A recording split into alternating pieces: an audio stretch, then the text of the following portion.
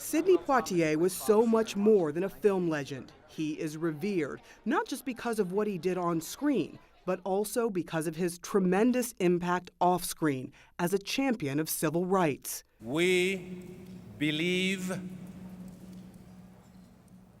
in the essential dignity of every human being. The son of a Bahamian tomato farmer, Poitier lived a life of first. The first black man to win an Oscar for Best Actor, and one of the first black people to become a true Hollywood star among the greatest of all time. We have lots and lots and lots of African American actors. Now, when we didn't have any, I appeared. Not because I brought so much, but because the time was right. But his career almost ended before it ever began. As a teenager, Poitier auditioned for the American Negro Theater, but he was quickly thrown out because he couldn't read. He was tone deaf, and he had a thick Bahamian accent. He says, you're no actor. We got next to the door, he opened it, pushed me out, and slammed it. A determined Poitier would spend months perfecting his acting skills and modifying his speaking voice. His hard work would pay off in a big way. I was right. I know I was right. In the 1950s, he appeared in more than a dozen films, beginning with No Way Out, and including an Oscar-nominated performance in The Defiant Ones. However, it was his portrayal of a former GI in the 1963 movie Lilies of the Field that broke Hollywood's color barrier, earning him the coveted Oscar for Best Actor. Amen. Poitier never overcame his tone deafness, lip-syncing the song Amen in the famous Lilies scene.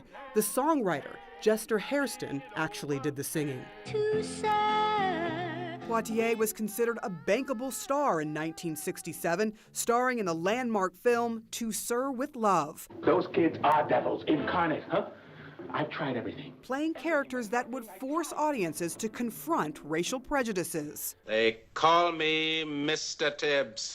But he would also challenge the Hollywood establishment, forcing a change in his iconic role as Detective Virgil Tibbs in the 1967 Academy Award-winning In the Heat of the Night because of a scene that would require him to acquiesce to a racist character. I'm going to take you over to Brownsville and put you on the bus myself. You aren't taking me anywhere, you dig? You're holding the wrong man. That same year, he would star in the watershed film Guess Who's Coming to Dinner, alongside Spencer Tracy and Katharine Hepburn. Mom, this is John. The film not only depicted a successful interracial relationship, it also foreshadowed future progress in America. Have you given any thought to the problems your children are going to have? Yes, and they'll have some. And we'll have the children. Otherwise, I don't know what you'd call it, but you couldn't call it a marriage. Is that the way Joey feels? She feels that every single one of our children will be president of the United States, and they'll all have colorful administrations. It's only fitting that in 2009, Sidney Poitier would be presented with the Medal of Freedom by President Barack Obama. Poitier once called his driving purpose to make himself a better person. He did, and he made us all a little bit better along the way.